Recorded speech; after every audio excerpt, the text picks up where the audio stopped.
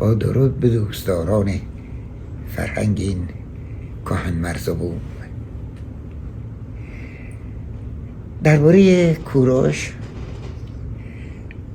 ما چند نوشته داریم. یکیش اون استوانه معروف کوروشه که در بابل نوشته شده و در بابل پیدا شده که الان در موزه بریتانیا است. خود کوروش اونجا میگه که من کوروش شاه جهان، شاه کشورهای این بر اون بر، شاه بزرگ، پسر کمبوجه شاه انشان، شاه بزرگ، پسر کوروش شاه بزرگ، شاه انشان، تا میرسه به چیش پیش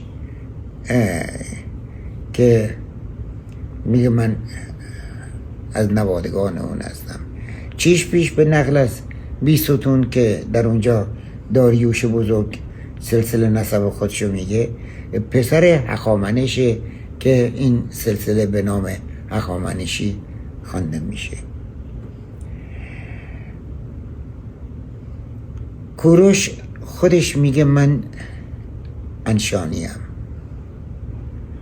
یعنی اون زمان هنوز پارس به اسم پارس شناخته، قوم پارس شناخته نمیشده، چون از نظر قدرت سیاسی انشانی ها که ایلامیانه و یک گروه از ایلامی ها هستن در اونجا ساکنن و نامیست قدیمی چند هزار ساله که هیچی نباشه. ما لااقل از 2000 قبل از میلاد این نام انشان و انزانو داریم در نوشته های بین النهرینی، در نوشته های پادشاهان شوش که خود میگن پادشاه انشان و شوش یا انزن و شوش.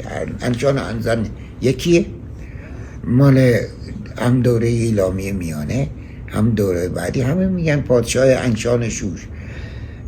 پس و انشان هم که من گفتم در طولملیان فارس حفاری شده، آثار زیادی اونجا بر اساس 5-6 سال حفاری که دانشگاه پنسیلوانیای امریکا کرده اونجا، کتیبه هایی که پیدا شده مشخصه که اونجا انشانه و کوروش خودشو منصوب به اونجا دونسته. آیا انشان تو ایران نیست؟ داریوش در کتیبه سترگ بیستون به خصوص در نوشته بابلیش اشاره میکنه به کوروش و در نوشته های فارسیش هم همینطور اشاره میکنه، که جایی که اشاره میکنه به این که کمبوجه برادر خودشو بردیا رو میکشه، میگه اینا هر دو از یک پدر کوروش بودن. پس کوروش با اسمش اونجا اومده. در روی آثاری که برجا مونده از